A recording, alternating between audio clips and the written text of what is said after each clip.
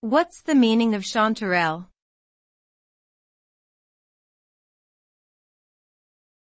Chanterelle.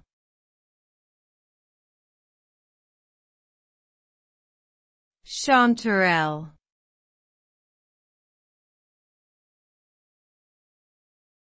Chanterelle.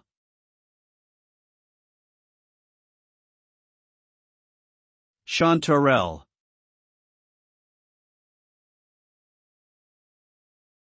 Chanterelle refers to a type of edible mushroom that belongs to the genus Cantharellus.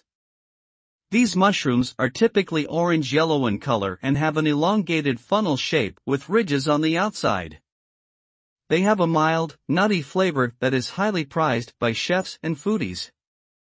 Chanterelles are popular in French cuisine and are considered a delicacy.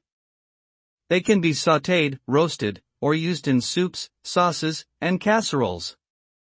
Chanterelles are also rich in nutrients such as vitamin D, potassium, and antioxidants, making them a healthy addition to any diet.